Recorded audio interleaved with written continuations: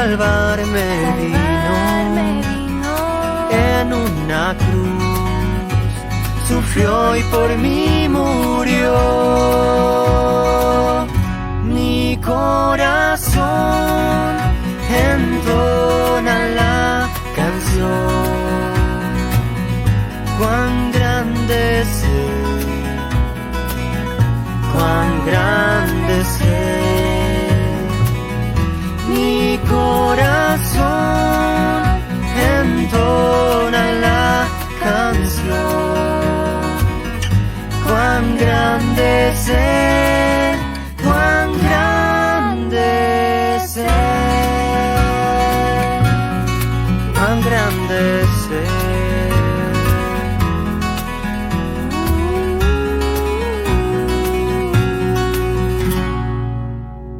Cuando el Señor me llame a su presencia, al dulce hogar, al cielo de esplendor,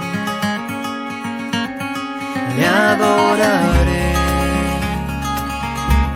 cantando la grandeza de su poder y su infinito amor. Mi corazón entona la canción, cuán grande es Él, Cuán grande es Él, cuán grande es Él. cuán grande es Él. Mi corazón entona la canción, cuán grande es Él, cuán grande es Él,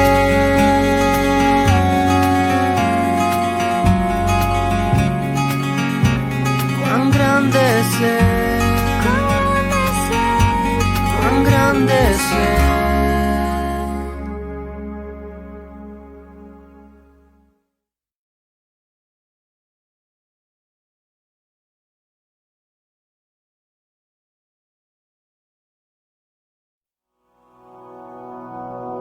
Señor mi Dios,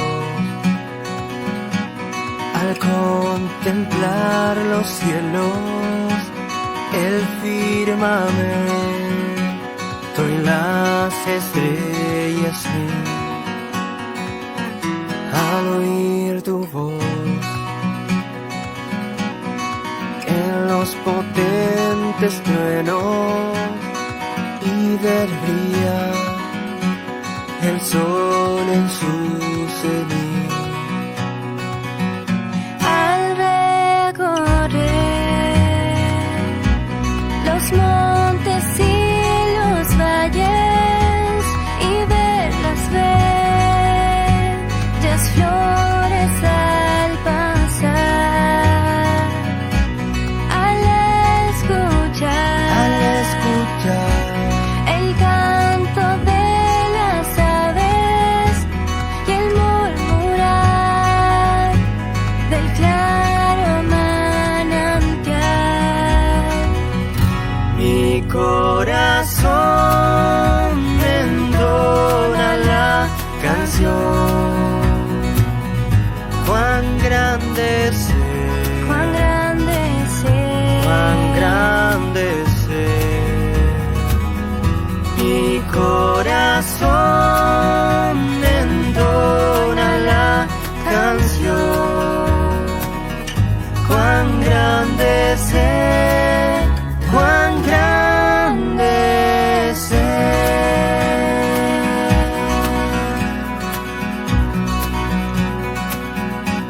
Al recordar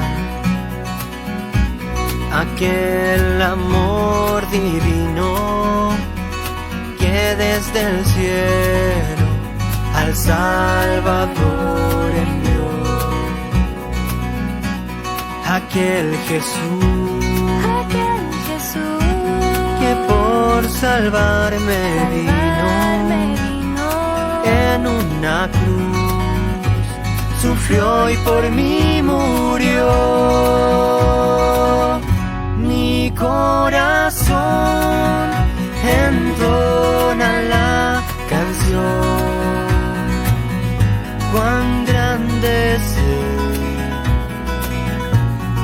engrandecer.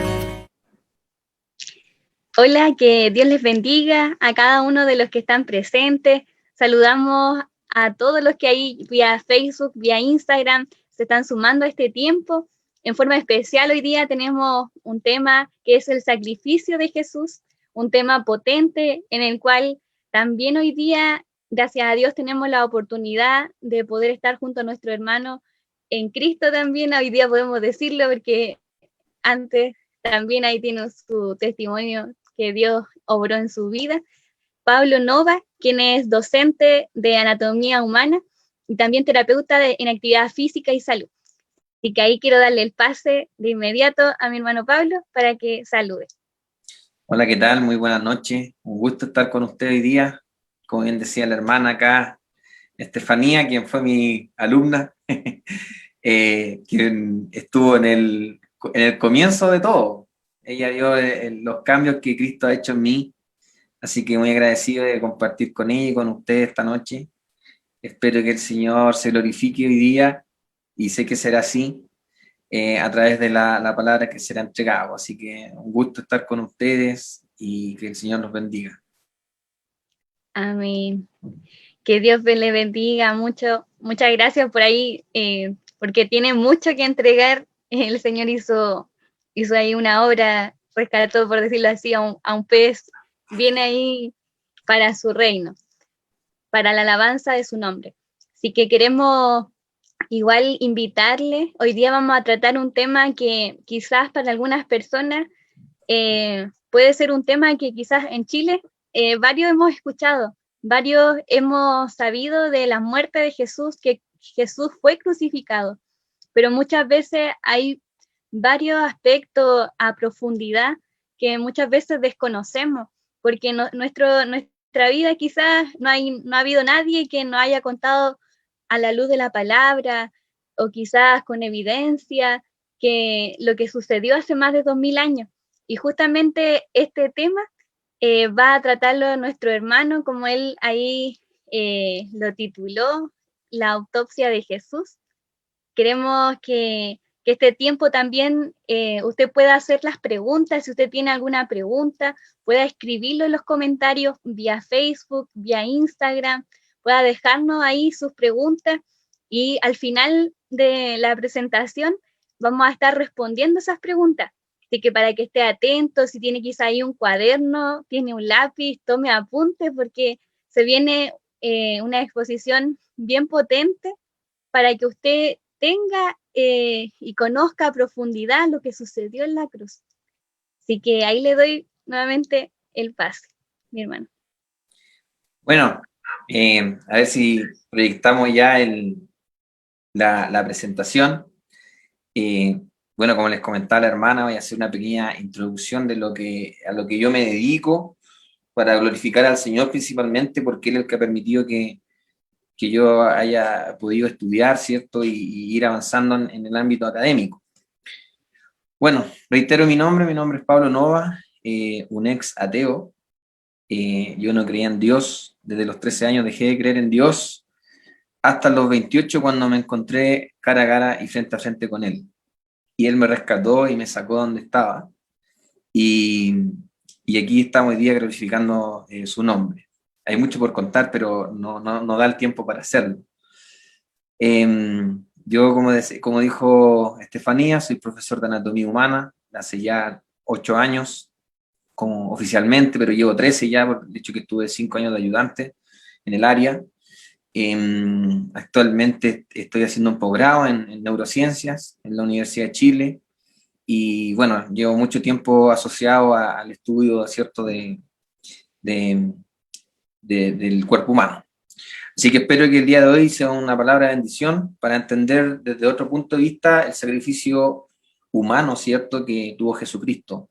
Siempre podemos pensar de que Jesús, por haber sido Dios, fue muy fácil evitar, ¿cierto?, a lo mejor las tentaciones, o posiblemente le fue, entre comillas, fácil haber llegado a la cruz. Pero hoy día vamos a ver un padecimiento que él tuvo, que fue un padecimiento humano, como el mismo que nosotros tenemos, y como sentimos el dolor y tenemos la oportunidad de vivenciar ciertas tentaciones. Así que bueno, vamos con la proyección, ¿cierto? Ahí el director que proyecte la diapositiva. Y bueno, ¿por qué nace esta palabra en mí? En el fondo, estudiar la autopsia de Jesús. Bueno, vamos a partir primero, nace porque primero ya es un milagro, ¿cierto? Su nacimiento virginal.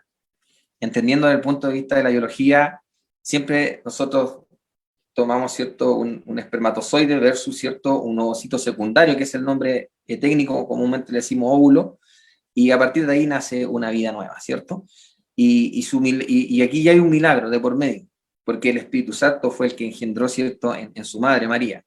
Y por otro lado, en mi oración, ¿es cierto?, en mis conversaciones con Dios, también se me revela a mi vida que también fue un milagro haber llegado a la cruz. Y hoy día vamos a entender eso. ¿Por qué fue un milagro haber llegado a la cruz?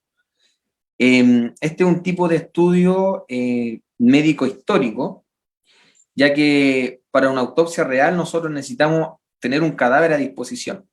Pero bien sabemos que ese cadáver ni siquiera, ¿cierto?, los judíos lo tuvieron, ni los romanos menos, porque Jesús resucitó. Entonces cadáver no había. Cuando se movió la roca, el cadáver ya no estaba. Entonces no podemos hacer una autopsia en el fondo real porque no teníamos el cadáver. Entonces esto es más bien un estudio médico histórico. O sea, vamos mezclando la historia con la medicina. Por ende, con los descubrimientos actuales podemos deducir el padecimiento de Cristo desde el punto de vista médico. Entonces, usando este médico que es histórico legal, histórico médico, ¿cierto?, de investigación científica, muchos académicos han establecido la fiabilidad y la exactitud de los manuscritos antiguos, sobre todo, ¿cierto?, de los evangelios. Otra cosa importante entender es que debido a varios ajustes en el calendario, los años de nacimiento y la muerte de Jesús siguen siendo bastante controversiales. Sin embargo, es probable que Jesús haya nacido en el año 4 o 6 antes de Cristo y haya fallecido en el 30 después de Cristo. También se sabe que durante la Pascua, ¿cierto?, observada en el 30 después de Cristo, que fue en el periodo en que Jesús fallece, la última cena se habría celebrado alrededor del día jueves 6 de abril, que corresponde al 13 de Nisan, según el calendario judío, y Jesús habría sido crucificado el día viernes 7 de abril, según, ¿cierto?, el día 14 de Nisan, que es el calendario judío. Entonces, eso es bien importante. Y hoy día vamos a estudiar la autopsia de Jesús y también vamos a estudiar lo que comprende un término que se llama la fisiopatología, que en el fondo es cómo se comporta, ¿cierto?, la fisiología del cuerpo humano a través de una enfermedad, en este caso una enfermedad aplicada por el castigo que recibe Jesús. Entonces, la fisiopatología se define como la parte de la biología que estudia el funcionamiento de un organismo o de un tejido durante el curso de una enfermedad. Entonces, primeramente, vamos a empezar estudiando un texto, ¿cierto?, que está en 1 Corintios 13, 4, 8, que en el ámbito cristiano es muy famoso, que es la preeminencia del amor, ¿cierto? Y aquí la palabra clave para entender este relato que vamos a tener el día de hoy, gracias al Señor, es la palabra amor. La palabra amar o amor sale cerca de 714 veces en la Biblia. Y en 1 de Juan, ¿cierto?, 4:8 nos indica que Dios es amor.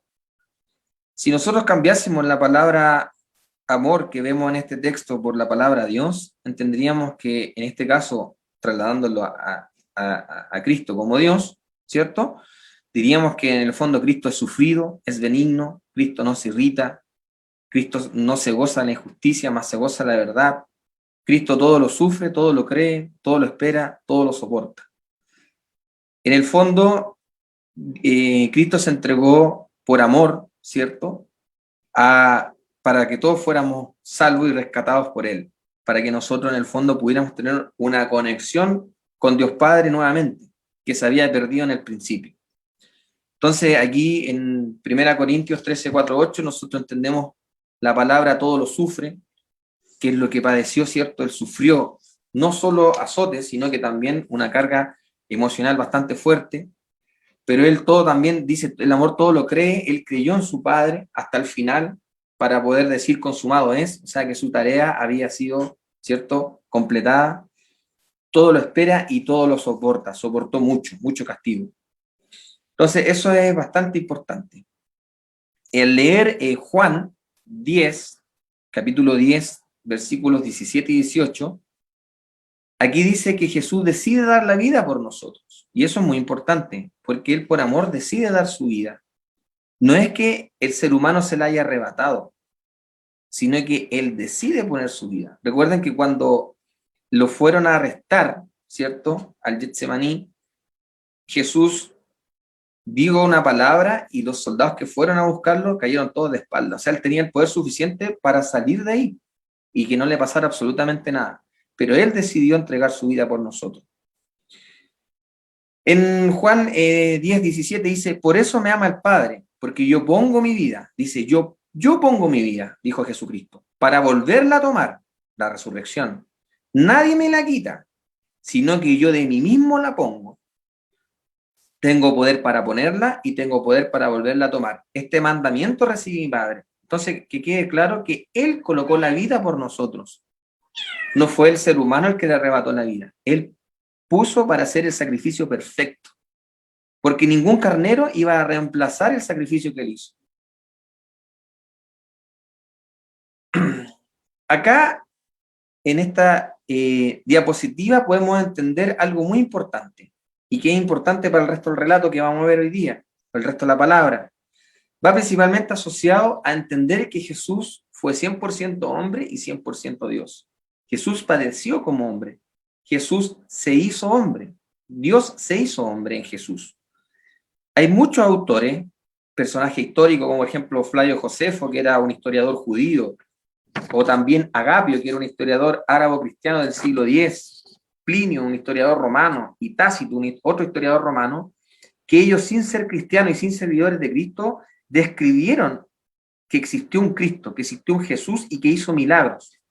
Entonces, del punto de vista histórico, entendemos que Jesús sí existió y que ellos sí recibieron la información de que era un Cristo que había hecho milagros y que a la vez también había resucitado, ellos no siendo cristianos ni seguidores de Cristo. Entonces acá en Filipenses, capítulo 2, verso del 5 al 8, nos da a entender que Jesús, ¿cierto?, siendo Dios, se hace hombre. Entonces dice, haya pues en vosotros este sentir que hubo también en Cristo Jesús, versículo 5, el cual siendo en forma de Dios, no estimó el ser igual a Dios como cosa que aferrarse, sino que se despojó a sí mismo, tomando forma de siervo, forma de humano, hecho semejante a los hombres. Prácticamente aquí dice lo mismo que dije anteriormente, lo estoy reiterando, hecho semejante a los hombres. Y estando en la condición de hombre, vino y se humilló a sí mismo, haciéndose obediente hasta la muerte y muerte de cruz. Sí, eso es sumamente importante porque a través de este texto nosotros entendemos que Él se hizo hombre de carne y hueso, sintió y siente lo mismo que sentimos nosotros, entendiendo que su amigo Lázaro había muerto y él sabía que un tiempo después lo iba a resucitar, él lloró. Él sentía como humano, sabiendo que después él iba a hacer el milagro de la resurrección en él.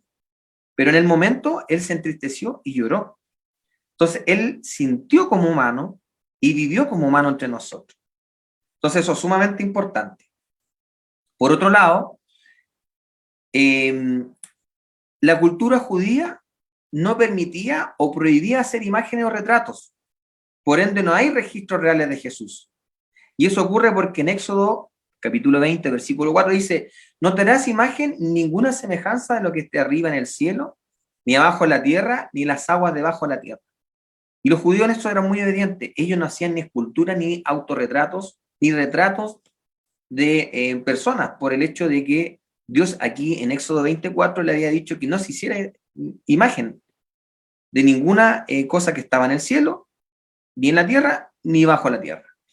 Pero hubo una investigación, ¿cierto?, que llevó a cabo un equipo de la BBC, donde realizaron un documental llamado El Hijo de Dios, y es en donde se exhibió un nuevo rostro descubierto, que junto a médicos forenses utilizaron tecnología digital para arribar a lo que se asemejaría, ¿cierto?, de manera más cabal a Jesucristo.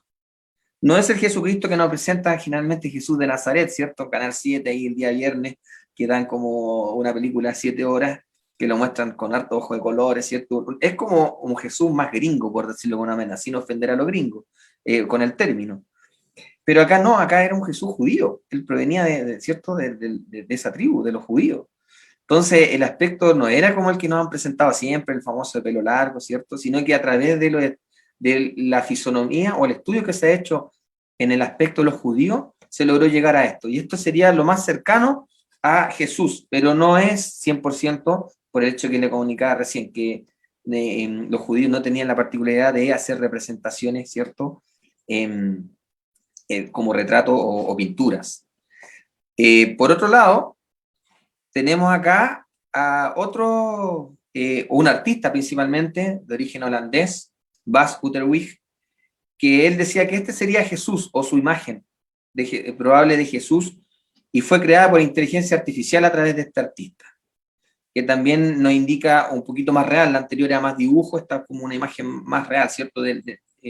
Como una fotografía común y corriente que nosotros tomamos a través de una cámara. Y este sería el aspecto probablemente de su rostro, pero nada confirmado por ahora. Es importante destacar aquí los antecedentes físicos, ¿cierto?, aproximados que tenía Jesús. De acuerdo a la anatomía propia del pueblo judío, Jesús debió medir aproximadamente entre 1,70 m y 1,75 m, según la fisonomía que tenían los judíos. También debió pesar alrededor de 70 a 80 kilogramos. De acuerdo a estos datos, puede concluirse que el volumen total de su sangre, este es un punto que voy a considerar para otras diapositivas más adelante, fluctúa alrededor de entre 4,5 a 5,5 litros. Muy bien sabemos que su cultura era judía, ¿cierto? Su rasgo étnico era una persona delgada, alta, con una contextura atlética, músculos desarrollados y alta resistencia física al estrés. Después vamos a escribir por qué tiene estas características, más adelante. Era un hombre de 33 años, ¿cierto?, cuando le tocó fallecer, y ya hablamos de su altura y su peso. También es importante destacar y cabe recordar que el estrés es un hecho personal e individual. Cada uno afronta de diferentes formas al estrés. ¿En qué sentido? No importa lo que suceda alrededor nuestro, sino lo que uno cree que sucede. Voy a dar un ejemplo súper básico. Por ejemplo, yo no sé nadar y la persona que está al lado mío sí sabe nadar.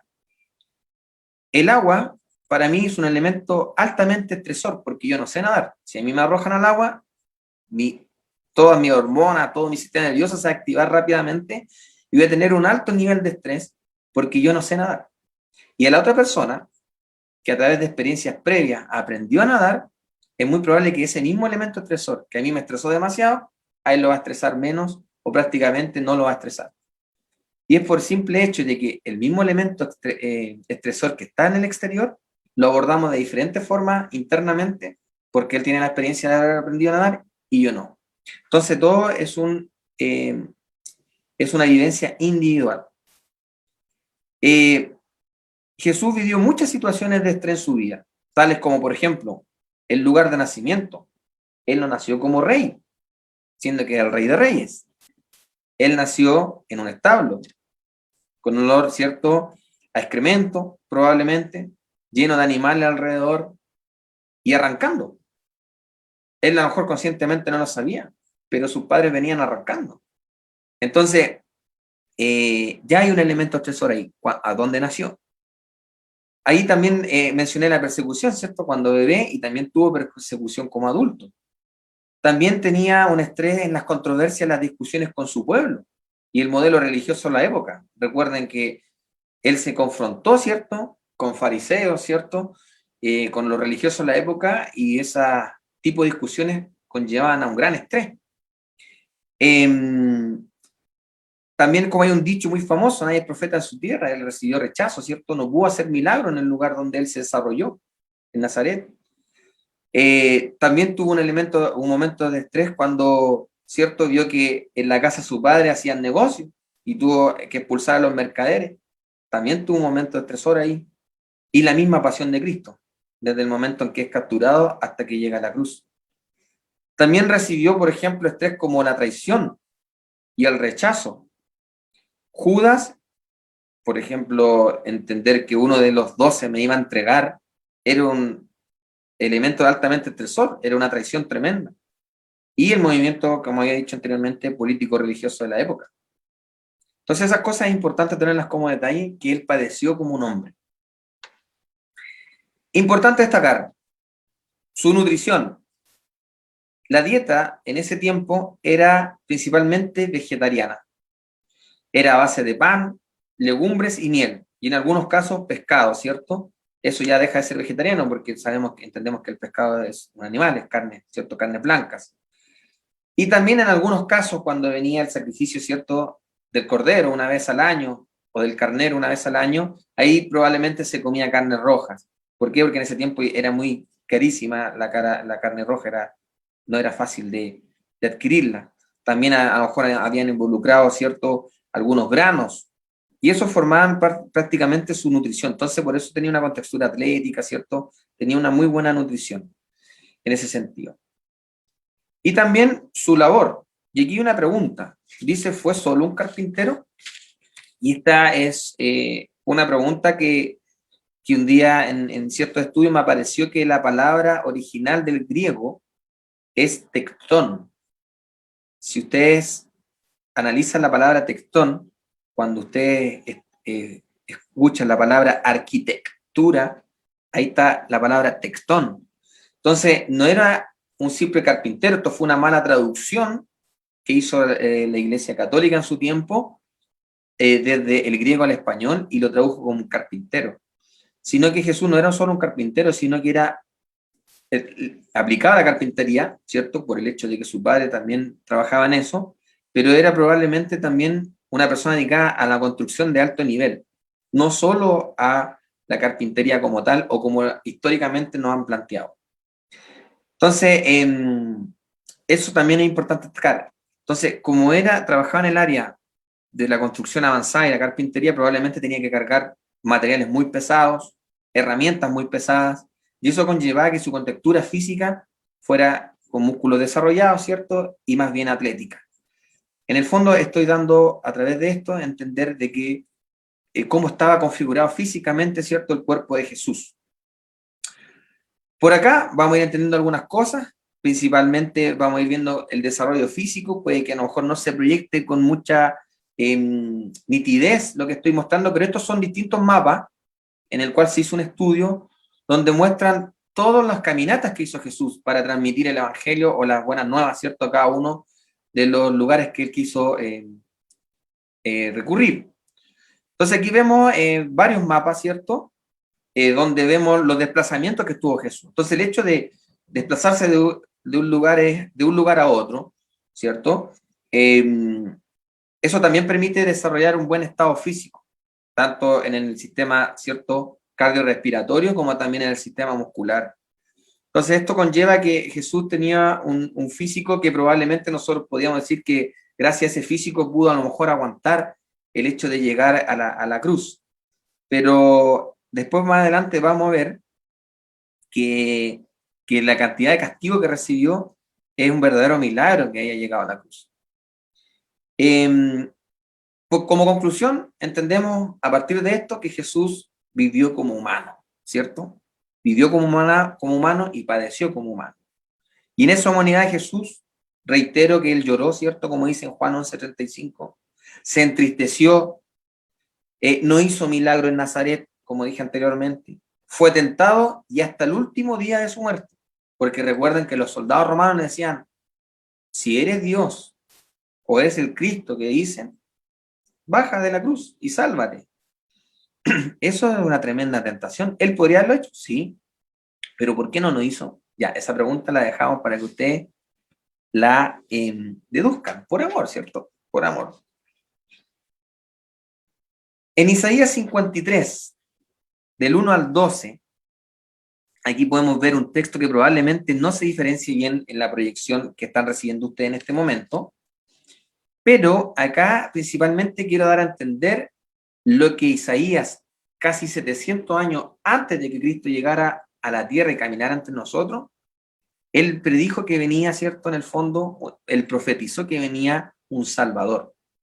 Pero aquí nos describe que era un siervo sufrido, porque dice, fue despreciado y desechado entre los hombres, varón de dolores, experimentado en quebranto. Escondimos de él el rostro, o sea, nos volteamos nosotros, le dimos la espalda, fue menospreciado, no lo estimamos. Llevó en nuestras enfermedades, sufrió nuestros dolores. Nosotros le tuvimos por azotado, habla de abatido, herido, afligido, angustiado, quebrantarlo, aflicción de su alma. Hay varios términos. Aquí hay uno que me conmueve bastante cuando dice, como cordero fue llevado al matadero. Perdón. Fue cortado a la tierra a los vivientes. O sea, aquí está dando toda una profecía de lo que iba a padecer el Hijo de Dios. Y es exactamente lo que ocurrió con él. Aproximadamente 700 años después de que fue escrito este libro. Entonces eso también es sumamente importante entender. En el fondo nos está describiendo aquí un ser humano que sufrió. Entonces, ya llegando, ¿cierto?, a una de las primeras etapas que vivió en la pasión de Cristo, ¿cierto?, cuando partió la pasión, fue cuando él lo tuvieron, ¿cierto?, en el Getsemaní.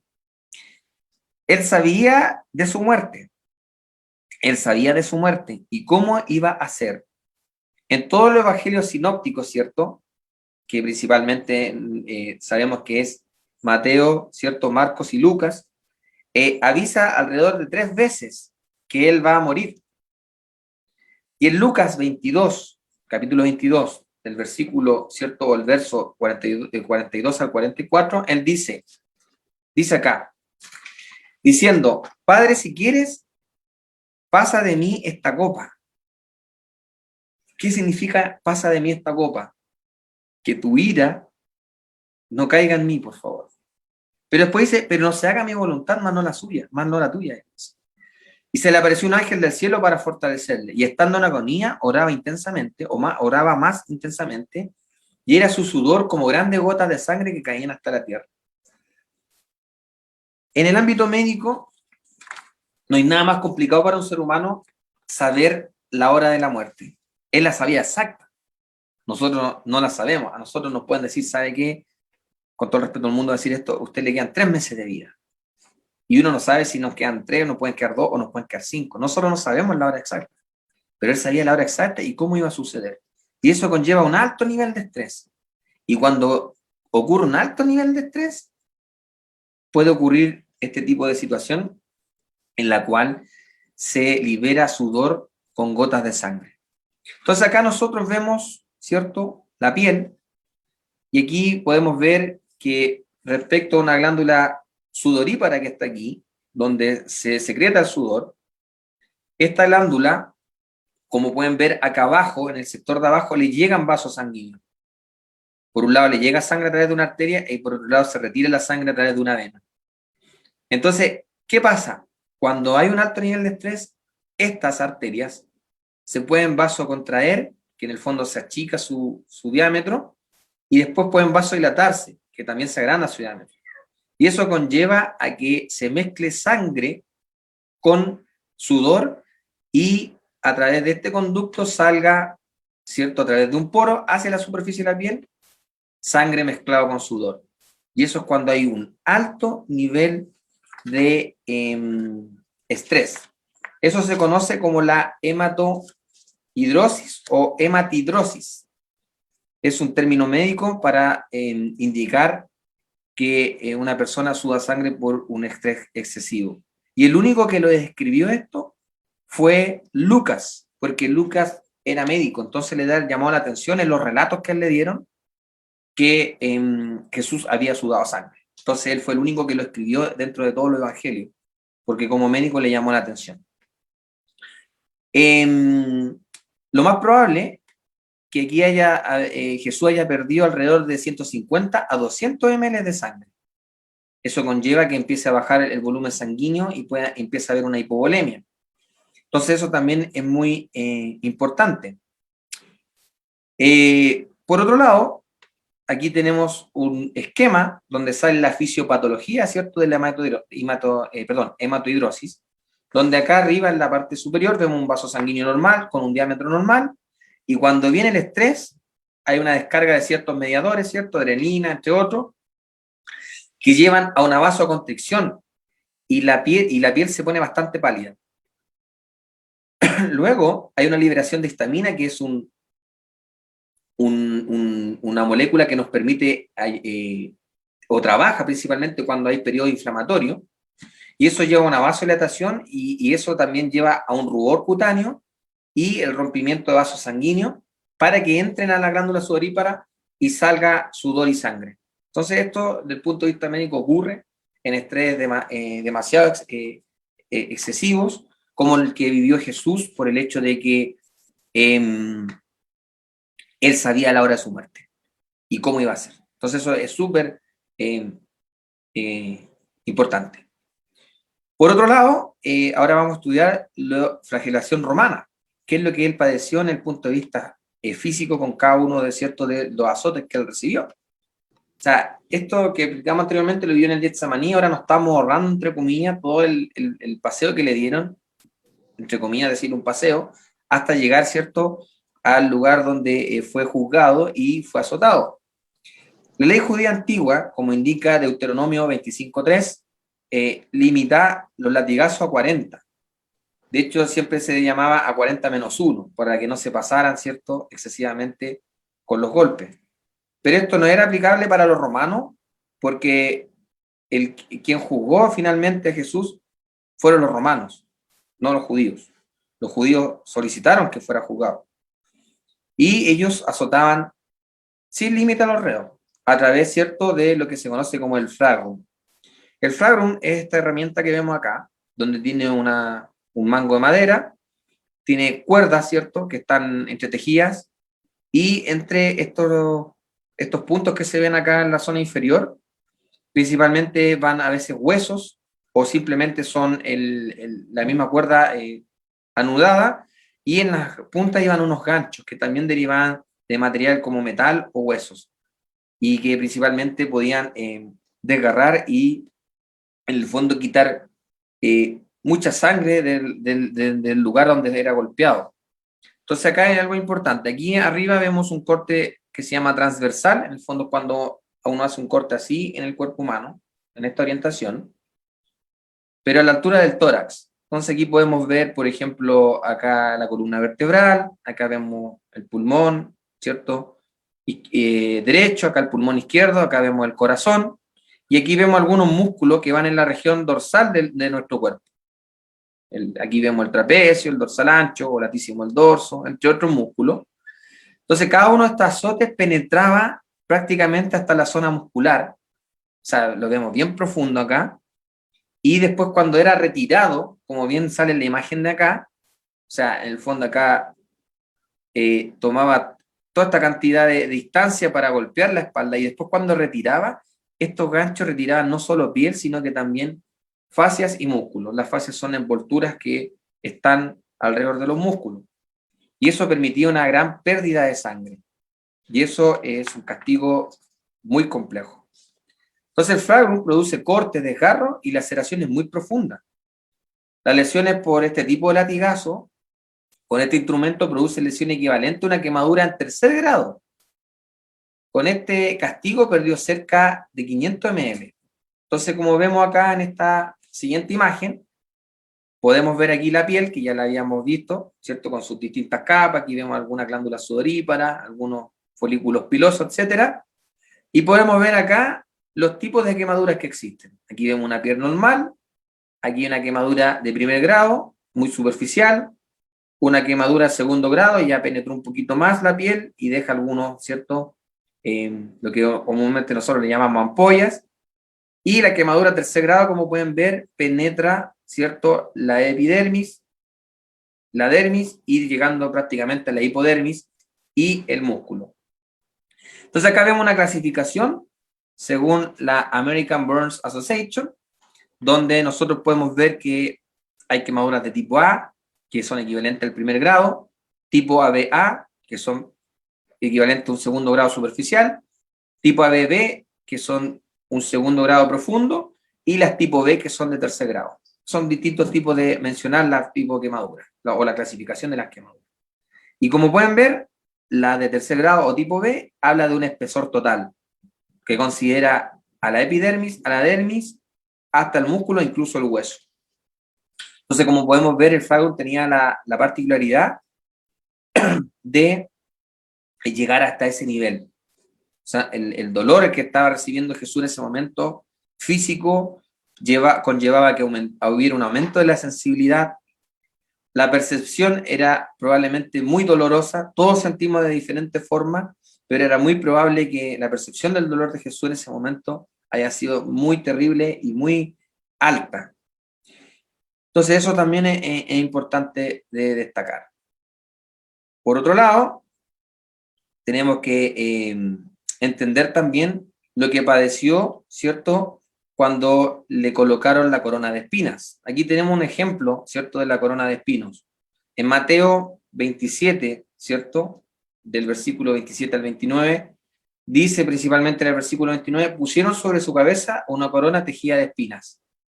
Esto probablemente nosotros lo leemos en la Biblia o lo vemos en una película, pero no asimilamos qué es tener una corona de espinas en la cabeza.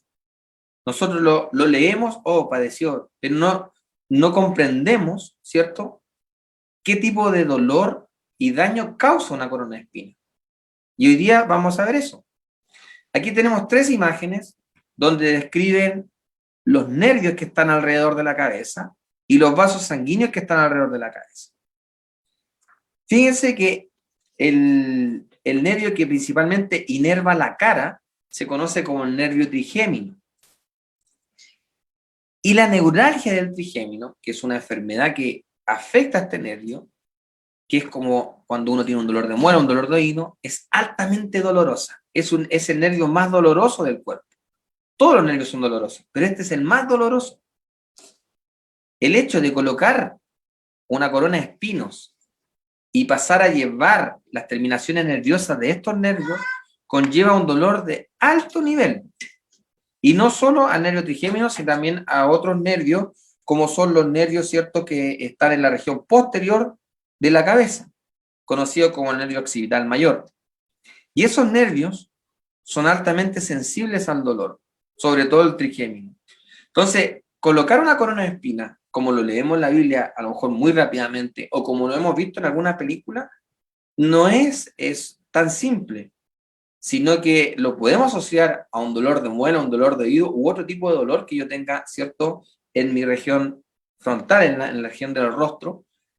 Imagínense colocar una corona de espinas y que esté clavando constantemente, aparte de los azotes que recibió, aparte de la humillación, los escupitajos y todo lo que recibió, más encima sentir este dolor.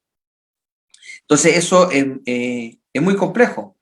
Como decía, el cuero cabelludo tiene mucha irrigación, y el tipo de dolor que lleva es un dolor intenso y punzante. Se cree, de acuerdo a los estudios, que podría haber tenido cerca de 30 lesiones por la corona de espinas. Y por cada lesión, por cada espina, perdió probablemente 10 ml. Como tuvo 30 lesiones, si hacemos la multiplicación, probablemente perdió 300 ml con la corona de espinas. Aparte de lo que perdió con los azotes y aparte de lo que perdió, ¿cierto?, con el sudor, sangre y agua. Y el periodo de inanición que llevaba, ¿cierto?, sin comer. Eso se llama periodo de inanición, cuando yo dejo de comer. Desde la última cena hasta que se produjo esto. Entonces aquí, además, empieza a sentir miedo. El miedo aumenta cualquier sensación dolorosa, cualquiera. Y además se agregaban las burlas por los soldados romanos. Recuerden que le colocaron una vestimenta y después en algún momento le sacaron la vestimenta. No sé si a ustedes les ha pasado alguna vez que ustedes se han hecho una herida, ¿cierto? Se han hecho una herida y probablemente cuando niños se les pegó parte de la ropa en esa herida y se secó la sangre. Y después usted va a retirar la ropa y se saca la ropa, ¿cierto?, con la sangre seca y vuelve a brotar sangre desde esa herida. Probablemente a algunos de ustedes, los que están escuchando hoy, le haya pasado. Multiplica eso por todas las heridas que Jesús tenía. El hecho de ponerle una manta arriba y después retirarla probablemente le debe haber reavivado todas esas heridas. Entonces, eso podemos indicar que fue un dolor a niveles extremos. Estefanía, no sé si quieres hacer alguna pausa para compartir algo. Sí, bueno, está muy interesante la exposición. Me gustaría poder leer los comentarios, que ya algunos están mandando saludos desde que iniciamos la transmisión. También hubo una de sus alumnas, le manda acá, voy a leerlo, textual, dice: buena Pablo, tú estabas en la USACH, creo que me hiciste clase una vez. Qué bueno, gloria a Dios, qué emoción saber esto. Al inicio, Amén. cuando estaba compartiendo ahí su testimonio. Amén. Ahí Mira, también qué bien. saludamos a Carlos Durán, que también nos está saludando, que se unió a la transmisión. También Ruth dice: hola, bendiciones. Javiera.17, también le mandamos saludos a todos los que se han estado sumando, a Ricardo, Jorge Ricardo González, que Dios les bendiga ahí a cada uno, y les invitamos una vez más a que nos dejen ahí sus preguntas. Estamos atentos ahí, anotando si sale alguna pregunta para poder aquí preguntarle aquí a nuestro profesor para que nos pueda responder con más detalle de lo que sucedió en la cruz. Así que al final, después de la exposición, vamos a estar respondiendo las preguntitas para que si usted quizá hay algo que durante quizás su vida, quizás usted se ha preguntado. Yo personalmente, y lo expongo porque cuando yo antes de convertirme, yo no podía entender el nacimiento virginal de Jesús. Era algo que en mi cabeza me chocaba, porque en mi racionalidad y en mi desconocimiento de la palabra no encajaba. Y por eso yo quiero invitarle a que con toda confianza a los que nos están escuchando, a los que se están sumando a esta transmisión, puedan escribir esas preguntas. Muchas veces no hay a quien que nos diga o nos dé una respuesta ante esas preguntas que tenemos. Y déjeme decirle que no es malo quizás preguntar, es bueno preguntar, porque así usted puede llegar a conocer la verdad, puede llegar a conocer lo que Dios quiere hablar a su corazón, y aún conocer directamente quién es Jesús. Así que ahí nuevamente saludamos a todos los que se están sumando, a Antoine, a Romina Gordillo, a Lux, a Janet, la cuenta de Janet-calle 15, a Ítalo dice: gloria a Dios, gracias bendito Padre. Cintia también está conectada, Javes, Águilas de Jesús Colombia también nos acompaña. Así que ahí, que Dios les bendiga a todos los que nos están ahí escuchando. Bueno, continuamos entonces. Volvemos a la proyección ahí, al señor director. Ahora vamos a entrar a lo que nos compete principalmente a la crucifixión. A la crucifixión. ¿Cierto? Y como que estamos ahí latentes a ver qué pasa cuando lo crucifican. Porque tenemos los azotes, tenemos el sudor de sangre, ¿cierto? Tenemos la corona de espinas, tenemos la manta que le colocaron, después se la sacan, etcétera, ¿cierto? Y puede haber reavivado, como dije yo, cada una de sus heridas. Pero ¿qué pasa ahora con la crucifixión? En la antigüedad, la crucifixión se consideraba como uno de los modos más brutales y vergonzosos de morir. Era como de maldición. De hecho, por eso muchos judíos dudaban de que él fuera, ¿cierto?, el rey, el que venía a salvarlos, porque morir en la cruz era un acto de maldición. Como nuestro Salvador, nuestro Mesías, iba a morir en la cruz. Probablemente originario, ¿cierto?, de los asirios y babilonios, y después fue usado también por Alejandro Magno. Los fenicios lo introdujeron en Roma alrededor del siglo III a.C. No se usó en la Grecia prehelénica, y los romanos Miren esto, los romanos perfeccionaron la crucifixión durante 500 años, hasta, ¿cierto?, ser abolida por Constantino I en el siglo IV después de Cristo. O sea, en el fondo podríamos decir que los romanos eran unos asesinos profesionales. La muerte generalmente después de 6 horas e incluso 4 días podría estar una persona clavada en la cruz. Se debió a una patología principalmente multifactorial, la muerte se debía a eso, secuelas de la flagelación, ¿cierto? Mutilaciones obligatorias, hemorragia, deshidratación que causaba un shock o un dolor, dolor hipovolémico por pérdida de sangre, asfixia progresiva causada por el deterioro del movimiento respiratorio, ya que estar en una posición tenía que elevar el cuerpo para poder respirar y eso conlleva mucho dolor, hasta llegar a un paro cardíaco. Y dolor severo, golpes corporales, etc. Incluso muchas veces fracturaban los huesos para que pudieran morir. La configuración de la cruz, o de una cruz en ese tiempo, está dado por un patíbulum, que el patíbulum es el madero transversal que podía llegar a pesar alrededor de 57 kilogramos. Y el patíbulum se amarraba en el dorso del cuerpo del ejecutado a la altura de los codos y él mismo tenía que transportarlo al lugar de su muerte. Y lo transportaban de esta forma, no es como cuando muestran a veces, ¿cierto?, en la película que va con la cruz completa, sino que principalmente los estudios históricos indican que el patíbulo se trasladaba de esta forma. Y el madero vertical tenía por nombre como estipes. Y ese medía a una altura promedio de 2,4 metros. O sea, no era una cruz tan alta como también se muestra en las películas. De hecho, 2,4 metros es el promedio del techo de altura que tenemos en nuestras casas. Entonces, no era una cruz tan alta. Y fíjense que la cruz era como en forma de T. No se asomaba ese típico segmento hacia arriba. Esta era la cruz que usaban los romanos en esa época. Y cuando hablamos de una cruz alta, se llamaba sublimis. Y cuando hablamos de una cruz baja, como la que usaban los romanos, se llama humilis. Como les decía, el patíbulo era cargado por el ejecutado, ¿cierto? En este caso, Jesucristo lo tuvo que llevar.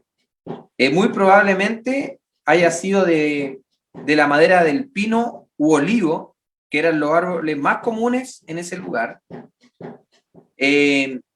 Tuvo que ser ayudado para llevar la cruz, porque a medida que fue avanzando el tiempo, cada vez perdía más sangre, cada vez padecía más dolor, cada vez probablemente se debe haber sentido desorientado físicamente y mentalmente por la pérdida de sangre y todo eso, pero siempre con un objetivo claro: dar mi vida por salvarlo a ustedes. Ese era el objetivo claro que le había encomendado al Padre. Entonces, tuvo que ser ayudado, como bien indica en Mateo 27, ¿cierto?, el 32 al 36, por Simón de Cirene. Y desde el pretorio hasta el Gólgota, o sea, de donde fue juzgado primordialmente, hasta el Gólgota, que fue en el fondo el cerro, ¿cierto?, o el monte donde fue crucificado, conocido también como Calvario, ¿cierto?, dependiendo si era griego o hebreo. Fueron alrededor de 700 metros, o sea, tuvo que trasladarse con este peso alrededor de 700 metros. Si alguien de ustedes alguna vez ha cargado un saco de cemento que pesa 25 kilos nomás, en sus hombros, multipliquen eso por 2 y pónganse uno en el hombro derecho y otro en el izquierdo y caminen 700 metros. Así, sin tener ningún azote, sin tener ningún problema ustedes, solamente así, van a darse cuenta que es tremendo. Ahora sumen los azotes y sumen todo lo que él padeció. Entonces eso es súper complejo. Aquí hay un mapa para respaldar lo de los 700 metros que acabo de decir, ¿cierto? En el fondo, principalmente en este mapa muestra todos los recorridos que hizo Jesús desde que fue, ¿cierto?, en el Monte del Olivo, en el Getsemaní, fue, ¿cierto?, de alguna u otra manera apresado, y luego hasta llegar a el Gólgota, ¿cierto?, o Calvario, que se cree que estaba en este sector, de acuerdo al mapa antiguo. Después este mapa se trasladó al actual, pero no se sabe bien cuál fue el montículo o el cerro, ¿cierto?, donde fue crucificado, pero sí se entiende a través de mapas antiguos en que en cuánto tuvo que trasladarse de un lugar a otro de acuerdo al enjuiciamiento que tuvo. Del lado derecho acá podemos ver al parte del texto que primero, ¿cierto?, fue con Anás, ¿cierto?, luego Caifás, luego para allá, luego para acá, después fue de Pilato, Herodes, después volvió de Pilato, entonces tuvo que andar de un lugar a otro, trasladándose con, ¿cierto?, todos los azotes que recibió y las humillaciones que recibió. Entonces, eso es súper complejo. Algunos estudios nos han arrojado que el periodo que abarca desde su arresto hasta la muerte es diferente a como ha sido presentado históricamente. Esto ha derivado a partir de los hallazgos encontrados en los rollos del Mar Muerto, en las cuevas de Qumran, que permiten la comparación de dos calendarios diferentes existentes en la época y los evangelios. La última cena se ha instalado durante cientos de años como que fue el día jueves, y al día siguiente, o sea, el viernes, Jesús muere, y a partir de eso nace la siguiente pregunta. Esto es una pregunta que no arroja acá, ¿pudieron en corto plazo de tiempo haber acontecido todos los hechos descritos en un breve periodo de tiempo? ¿Pudo haber sido detenido, interrogado por Anás, Caifás, los miembros del Sanedrín, Herodes Antipas y en 2 oportunidades por Poncio Pilato? Seguramente no. Entonces aquí, en algunos estudios indican que la última cena no fue el día jueves, sino que probablemente fue el día martes, porque hubo un montón de interrogatorios y como él fue apresado probablemente a las 9 de la noche del día jueves, hasta que partió, ¿cierto?, la crucifixión, que fue alrededor de las 9 de la mañana, probablemente en todo ese periodo de tiempo no hayan alcanzado a interrogarlo todas estas personas. Entonces esto es más bien teoría de que probablemente podría haber sido antes la última cena y no el día jueves. Pero siempre nosotros tenemos que ir al relato bíblico. Eso es lo que manda. ¿Ya? Esto es una pregunta que la dejo más bien por lo que se han hecho estudios. Por ende, podemos, ¿cierto?, asumir entonces que Jesús cenó con sus discípulos en la llamada última cena, ¿cierto? Probablemente la noche del martes, pero dejémoslo, ¿cierto?, como el día jueves, que históricamente lo hemos visto así. Luego el mismo martes por la noche se dirigió a orar al Monte de los Olivos, donde es arrestado por los enviados del Sanedrín, y el miércoles interrogado por el Sanedrín y es llevado ante Pilato. Interrogado por el procurador, lo envía a Herodes, ¿cierto? Y Jesús pasa esa noche en la cárcel romana. El viernes por la mañana, Poncio Pilato recibe a Jesús por segunda vez y lo sentencia a la cruz. Jesús muere el día viernes alrededor de las 3 p.m. Esto ha arrojado los últimos estudios, de que probablemente no fue el jueves la última cena, sino que el día martes. Pero es algo que nosotros tenemos que seguir profundizando porque son solamente teorías propiamente tales. Antes de haber vivido todo el arresto y crucifixión, de haber estado muy deshidratado, con una mala alimentación, ayuno prolongado, que eso se conoce como inanición. La muerte de cruz, o la muerte en la cruz, no solo era dolorosa, no era solamente dolor, sino que también agregaba vergüenza, humillación y maldición, que fueron palabras que a lo mejor probablemente mencioné antes. Entonces, ¿qué ocurre acá? Cuando Jesús llega, ¿cierto?, al momento de ser crucificado, a él lo acuestan en el suelo. Nosotros lo conocemos como decúbito dorsal, o sea, cuando habitualmente decimos de espaldita o de espalda. Fue acostado de esa forma, y los hombros estaban sobre el patíbulo, el madero transversal. Extendieron los brazos sobre la madera y probablemente le luxaron los hombros. Estamos agregando un dolor adicional. Yo creo que todos nos hemos esguinzado a lo mejor una falange y ha sido un dolor tremendo. La luxación de ambos hombros es mucho más dolor. Lo clavaron en manos y pies. En manos y pies. El doctor Barbet, un doctor que investigó esto, declara que no fue en la palma, sino que en la muñeca. Hay muchas películas que indican que fue acá. O cuando está el incrédulo, ¿cierto? ¿Quién era el incrédulo? Tomás, ¿o no? ¿Sí? prácticamente en las películas muestran que tuvo que mostrarle las llagas y las llagas las muestra acá. Y ahí las películas se han caído porque la crucifixión fue acá. Y vamos a explicar por qué fue acá y no fue acá. Porque este doctor Barber, entre otros doctores, han estudiado que al colgar a una persona, a clavarla, ¿cierto?, en una cruz, si tú la clavas en la palma, se desgarra en este sector la palma y el cuerpo se va hacia adelante. No resiste el peso del cuerpo en esa forma. Entonces, se clava en la región que se conoce como del carpo, donde hay aquí 8 huesitos y pasa un nervio que se llama el nervio mediano, que es el que podemos identificar acá, que es un nervio que permite mover principalmente estos 3 dedos para hacer la pinza. Cuando hay túnel carpiano, la gente dice, oh, fui a tomar un vaso y se me cayó y no me di cuenta. O se me están adormeciendo estos 3 dedos, porque el nervio mediano está encargado de eso. Entonces, imagínense que atravesar un clavo que mide alrededor de 18 centímetros de largo, muy puntiagudo, aquí podemos ver el madero, aquí está el madero, el patíbulum, aquí está el clavo, y aquí está la muñeca apoyada sobre el patíbulum, y podemos ver que aquí se hizo un corte, ¿cierto?, para identificar cómo entró el clavo a través de la muñeca. Entonces aquí muy probablemente no solo pasó a llevar el nervio, sino que puede haber triturado huesos, ligamentos, entre otras cosas. Entonces, este nervio, que es el nervio mediano, es terriblemente complejo tener un dolor acá, porque se irradia desde tu mano hasta el hombro. Y en una imagen siguiente vamos a entender qué es lo que está pasando y qué es lo que sintió Jesús al momento de estar clavado en la cruz. Miren acá, acá nosotros tenemos los huesos, en el lado de acá tenemos la articulación involucrada y en el lado de acá tenemos los músculos y vasos y nervios que están involucrados en este nivel.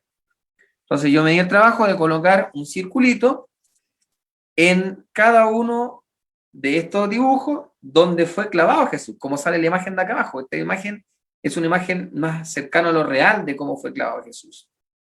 Y fíjense lo que puede haber dañado. Miren acá, puede haber dañado el radio, el escafoide, el semilunar, 3 huesos que son importantes para hacer el movimiento de extensión de la muñeca, los ligamentos asociados, las vainas sinoviales, que son una envoltura que tienen los tendones para no ser dañados cada vez que se movilizan entre ellos, más este nervio que es el nervio mediano. Y probablemente alguna arteria importante, como aparece acá la arteria ulnar. Y esto conlleva pérdida de sangre y además ese tremendo dolor excesivo que es dañar un nervio. Por eso que, por ejemplo, cuando uno le colocan en la región glútea una inyección, hay un cuadrante que se hace y se busca el cuadrante externo para evitar un nervio que pasa por ahí, que se llama el nervio ciático. Hoy día se menciona como isquiático. ¿Y por qué? Porque ¿qué pasa si la aguja me pincha el nervio isquiático? Voy a andar cojo mucho tiempo, con un dolor tremendo, no voy a poder extender el muslo, es re complicado. Entonces, imagínense acá el clavo constantemente a través de este nervio. Entonces, miren acá, el clavo fue a esta altura clavado, valga la redundancia, un clavo es clavado, ¿cierto? Entonces, ¿qué ocurre acá? El clavo fue a este nivel, fue introducido, y el nervio, fíjense el recorrido que tiene. No vamos a ir de vuelta, porque el nervio trae información como lleva información. Entonces, en este caso, como es dolor, va en esta dirección. Entonces vemos el recorrido del nervio acá. Y fíjense que este nervio se introduce por debajo de la clavícula hacia el cuello, llegando a este nivel. Entonces, una molestia en este nivel no solo duele aquí, sino que es un dolor que se irradia por todo lo largo del nervio. Entonces, no solo le dolía en este sector a Jesús, sino que le dolía a todo el miembro superior, que hoy comúnmente o habitualmente lo conocemos como brazo. En el caso de los pies, se colocó un pie sobre el otro, donde fue clavado en la región media del pie, donde acá podemos identificar a través de un circulito que también me tocó colocar, donde probablemente fue clavado, ¿cierto?, Jesús. Y aquí tenemos un corte donde podemos ver cómo atravesó el clavo, el pie, y puede haber dañado los siguientes huesos, como también estos tendones y vainas, e incluso algunas arterias. Entonces, esto tenemos que sumarlo a la corona de espinas, a los azotes, al haber sudado sangre, a todas las humillaciones, a la dislocación de los hombros, que comúnmente se llama luxación, o sea, comúnmente nosotros le decimos dislocación, pero técnicamente se llama luxación, y además tenemos que agregar el clavo en las muñecas más el clavo en los pies. Entonces, la forma en que fue clavado en la cruz Jesús fue como la que se representa acá. Y aquí podemos ver que fue clavado efectivamente en las muñecas. Es una cruz, ¿cierto?, pequeña, con, ¿cierto?, el estipes y el patíbulum. Y aquí el único detalle, obviamente, que no sé si lo logran ver en la imagen, pero vemos que los pies están como de forma paralela, pero en este caso los estudios indican que fue un pie sobre el otro. ¿Ya? Y esta fue la forma en que fue clavado Jesús. Entonces, ya tenemos que entender de qué muere Jesús. Y la causa de muerte principalmente se da por un shock hipovolémico, por la pérdida excesiva de sangre, y eso conllevó posiblemente una asfixia, y la asfixia llevó también a un paro, ¿cierto?, cardíaco y luego respiratorio, que comúnmente nosotros escuchamos como paro cardiorrespiratorio. Todo el mundo muere de un paro cardiorrespiratorio. Y aquí hay un esquema que no lo voy a explicar en detalle, pero principalmente muestra cómo la pérdida de sangre va dando un montón de cascadas, ¿cierto?, fisiopatológica, hasta llegar a lo que es una depresión cardíaca y un descenso al retorno venoso. Y eso conlleva a que se retroalimente de nuevo un descenso del gasto cardíaco. Y eso genera un círculo vicioso en el cual lleva a la progresión de un shock. Acá tenemos la respuesta integrada a la hemorragia. Este es un esquema que aparece en libros de fisiología principalmente, que muestran qué tipo de receptores se activan cuando una persona tiene pérdida de sangre, cómo es el retorno venoso, qué es lo que va disminuyendo y cómo se va comportando el sistema nervioso central, el corazón, los vasos sanguíneos y principalmente también el riñón para mantener la presión adecuada y la persona pueda seguir viviendo. Todo esto estaba viviendo por dentro Jesús. Todo esto estaba viviendo. Entonces, esto es sumamente importante entender que no solo era el dolor, sino que era también todo un mecanismo molecular dentro de su cuerpo para poder mantenerlo con vida. Acá tenemos los grados del shock hipovolémico. En grado 1 podemos ver que es hasta la pérdida de 750 ml de sangre, el grado 2 entre 750 y 1500, y probablemente Jesús se encontraba en el grado 3 entre 1500 y 2000. Entre 1500 y 2000. Eso también es importante destacar. Y aquí ya podemos ver que hay ansiedad, hay confusión, hay una menor pérdida de orina, o en el fondo no de orina, sino de líquidos corporales. La frecuencia respiratoria, fíjese, puede llegar entre 30 a 40. Nosotros promedio tenemos una frecuencia respiratoria de 12 respiraciones, de 12 a 16 respiraciones por minuto en reposo, así como estamos ahora. Pero él, por todo el estrés que tenía, ya estaba al nivel de 30 a 40 respiraciones. Él estaba, podríamos decir, en reposo, porque estaba en una sola posición. Pero ese nivel de frecuencia respiratoria la alcanza un deportista con ejercicios de alta intensidad. O sea, él estaba, en el fondo, como que hubiese estado haciendo deporte, pero estando en reposo, por la alta demanda de oxígeno que tenía que tener en ese momento. Y eso es muy importante, el hecho de respirar muchas veces por minuto. ¿Por qué? Porque Jesús, que estaba en esta posición, tenía que usar muchos músculos, incluso músculos que nosotros los consideramos como accesorios de la respiración. Hay unos músculos que son motores principales de la respiración, como el diafragma, los intercostales, y hay unos músculos que son secundarios, que cuando hay insuficiencia respiratoria empiezan a participar, o cuando hay un ejercicio de alta intensidad empiezan a participar. Por eso se llaman accesorios. Y estos músculos empezaron a ser utilizados por Jesús. Entonces la inhalación, él tenía que elevar su cuerpo para poder respirar, por la posición en que fue clavado en la cruz. Entonces él estaba en esta posición y él tenía que elevar su tórax y el dorso, y ahí conllevaba lo siguiente. El hecho de elevar conllevaba que sus manos se movieran en la posición. ¿Y qué conlleva que se muevan en la posición? Había una irritación del nervio mediano en cada una de las respiraciones, y tuvo entre 30 a 40 por minuto. Por otro lado, el hecho de elevarse del madero y volver a apoyarse en el madero, sus heridas atrás volvían a sufrir una especie de rasmilladura. Entonces era bastante complejo. Aquí vemos algunos músculos, como lo vemos más arriba el pectoral, aquí vemos el serrato mayor o anterior, son músculos que van a participar de forma accesoria en la respiración. Entonces, en cada inspiración y exhalación, o inhalación, exhalación, en el fondo estaba elevando su cuerpo y conllevando a la irritación del nervio mediano, como también las ramiaduras o nuevas ramiaduras que recibía en su espalda, y reactivaba a lo mejor probablemente la pérdida de sangre en su espalda.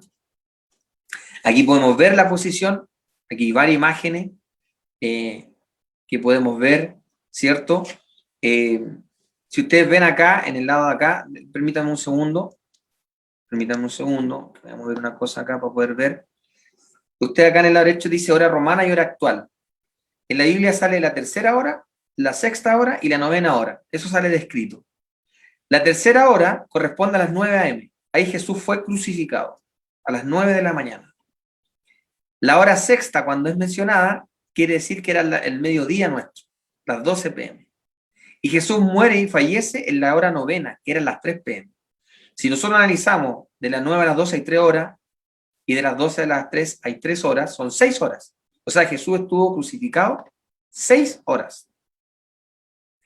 Y en esas 6 horas estuvo haciendo este movimiento, de estar en una forma más bien pasiva de exhalación, y luego de estar en una forma activa de inhalación, que conlleva la irritación del nervio mediano y a lo que habíamos hablado anteriormente. Y el hecho de ocupar músculo para poder ampliar su caja torácica para que entrara más aire, eso conlleva un mayor gasto energético. Entonces la demanda del cuerpo de Jesús era bastante alta. Una vez muerto Jesús, ¿cierto? Una vez fallecido Jesús, podemos entender que a este nivel los romanos o uno de los soldados romanos, como indica Juan 19:34, dice, pero uno de los soldados le abrió el costado con una lanza y al instante salió sangre y agua. Y eso también nos llama la atención, ¿cómo sale sangre y agua? Si cada vez que yo me hago una herida sale sangre. ¿Cómo sale sangre y agua? ¿Qué pasa? Aquí fue estudiado cómo probablemente ingresó, ¿cierto?, la lanza a través del cuerpo de Jesús una vez que ya había fallecido. Ellos lo hicieron como para comprobar si había fallecido, pero Jesús ya estaba fallecido. Entonces, cuando ingresa la lanza, no solo perfora, ¿cierto?, la piel, no solo perfora los músculos intercostales, no solo perfora parte del pulmón, sino que llega inclusive hasta el corazón. O sea, atravesó todas estas capas, piel, tejido subcutáneo, vamos ahorrando algunas capas musculares, ¿cierto? Algunos huesos que son las costillas, y aquí llegamos al pulmón y luego al corazón. El pulmón y el corazón por alrededor tienen una envoltura. El pulmón tiene lo conocido como las pleuras, tiene una parietal y una visceral, entre ellas hay un espacio que se llama el espacio interpleural, y ahí hay líquido, el líquido pleural, y ese líquido es como agua, para decirlo a grandes rasgos, y una envoltura que tiene el corazón que se llama pericardio. Y ese pericardio también tiene un pericardio que va a ser visceral y parietal, y uno fibroso, que es mucho más duro, que está envolviendo al corazón y que permite que el corazón funcione en ese espacio exclusivamente. Entonces, cuando atravesó la lanza, este líquido que está en el espacio pericárdico y en el espacio pleural, al momento de sacar la lanza, ese líquido discurrió por la perforación que dejó la lanza y se juntó sangre y agua. Entonces eso es lo que ocurre de forma técnicamente médica, ¿cierto? De cómo fue liberada sangre y agua. Y ahí nos da la lógica de por qué fue así. O sea, en el fondo, la Biblia no es un libro de ciencia, es un libro que nos muestra cómo nosotros podemos ser salvos a través de Cristo Jesús, ¿cierto? Desde la tapa hasta la contratapa. Toda la Biblia habla de Jesús. Nosotros tenemos que ser tremendamente cristocéntricos. Porque todos los personajes bíblicos fallaron. Todos. David mató a una persona. David adulteró. Abraham tuvo 4 mujeres. Este de acá robó. Mateo era considerado, el Leví, ¿cierto? Mateo era considerado como ladrón cobraba impuestos, era como ladrón. El de acá era esto, el de acá era esto otro. El único limpio que hubo en toda la historia de la Biblia fue Jesucristo. Entonces, no es un libro de ciencia, es un libro que muestra la historia de Israel en un principio, como pueblo escogido, y además nos muestra cómo nosotros podemos llegar a volver a comunicarnos con Dios Padre. Lo importante no es que me vaya o no me vaya al infierno. Lo importante es que puedo recuperar la comunión con mi Dios, con ese Dios vivo. Eso es lo importante, y eso es lo que vino a hacer Jesús, a recuperar esa comunión. Entonces aquí dice, y al instante salió sangre y agua. Claro, aquí no habla de ciencia, pero hoy día la ciencia nos indica y nos respalda este versículo bíblico. Y eso lo encuentro maravilloso. Entonces, aquí podemos llegar, o si hubiésemos tenido la posibilidad de tener el cuerpo de Jesús y poder estudiar, ¿cierto?, hacer una autopsia de él, podemos describir que la muerte de Jesús se dio principalmente por una hemorragia, ¿cierto?, masiva, por la flagelación, deshidratación, porque probablemente la última vez que ingirió alimentos y líquidos fue en la noche del Jueves Santo, ¿cierto?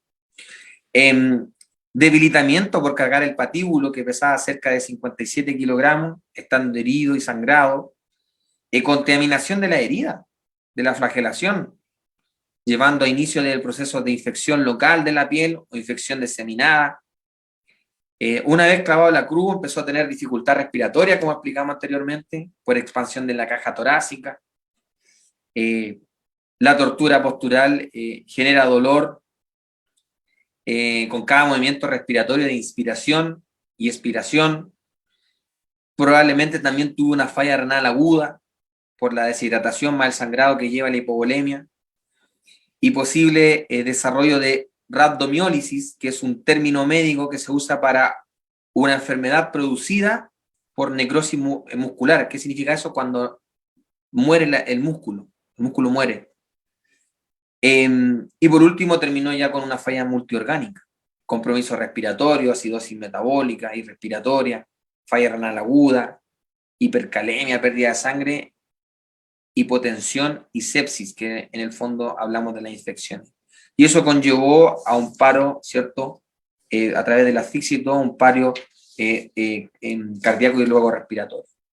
Entonces, como podemos ver, Jesús vivió un estrés extremo. Como bien les dije, fue apresado a las 9 a.m., ¿cierto? Perdón, fue apresado a las 9 p.m. del día jueves y fue crucificado a las 9 a.m., o sea, tuvo 12 horas de calvario previo a ser crucificado. Luego fue crucificado a las 9 a.m. hasta las 3 a.m., o sea, permaneció crucificado 6 horas. Y desde que lo capturaron hasta el último suspiro fue alrededor de 18 horas de padecimiento. Entonces, como bien reitero, la causa de muerte fue por asfixia y paro cardíaco. Murió antes de que sus piernas fueran quebradas, por lo cual no lo hicieron, pero le enterraron la lanza en su costado derecho. Y aquí viene lo importante de esto. Él dice, el que me ha visto a mí, ha visto a mi Padre, como dice Juan 14:9. El que me vio a mí dar la vida por ustedes, yo estoy reflejando a cómo es el amor inmenso de mi Padre.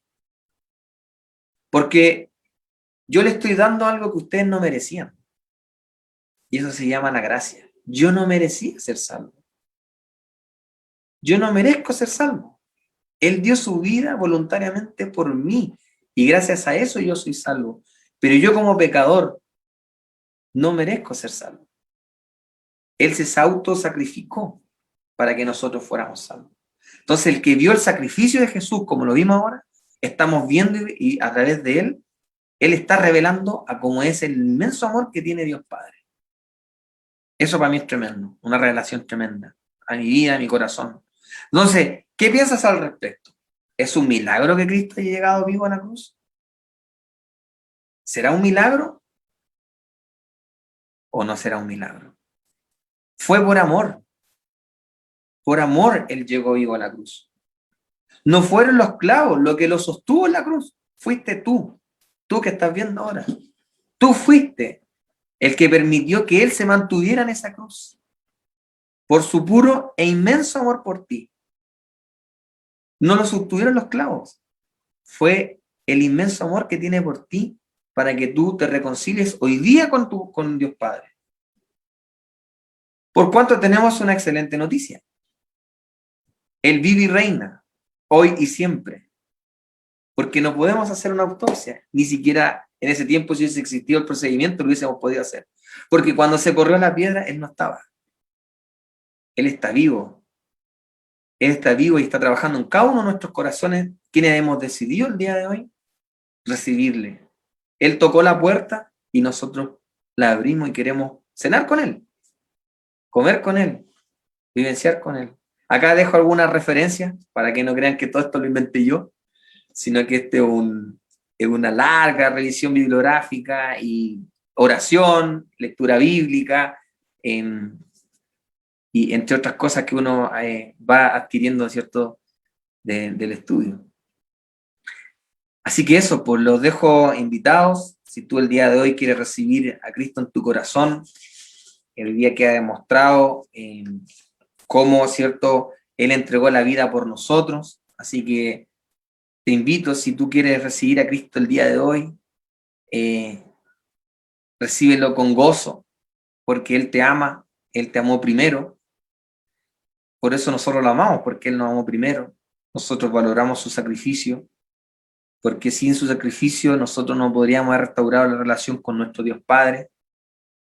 Así que los invito, ¿cierto?, a que ustedes puedan abrirle la puerta a Jesucristo, a valorar su sacrificio de otro punto de vista, no como el que nos muestran habitualmente en las películas o como nosotros lo podemos desprender de la Biblia, sino que vemos que la ciencia y la fe no están divorciadas, sino que la ciencia cada vez se ha ido encargando de reforzar lo que la Biblia dice. No confundamos nunca que la Biblia no es un libro de ciencia, no es un libro de ciencia.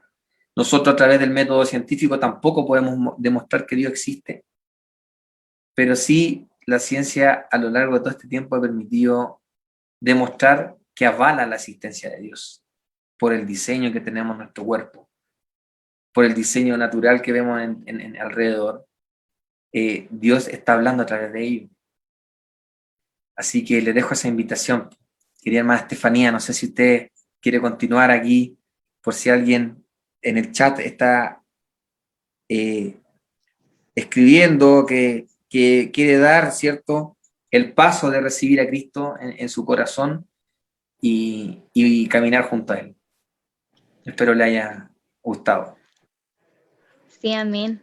Queremos primero, antes de responder las preguntas, porque hay preguntitas que nos han dejado en los comentarios, algo que quizá es como natural y es como imposible no decir gracias Jesús, es imposible no decir gloria a Dios, que quizás varios están escribiendo en los comentarios, porque sin duda al ver la obra que Cristo hizo en la cruz, todo el padecimiento que tuvo Cristo, es de verdad es chocante que un hombre en su condición humana, porque sabemos que él no era 100% humano, pero también seguía siendo 100% Dios, como bien nos decía nuestro hermano, él en su carne vivenció todo el dolor que describía nuestro hermano.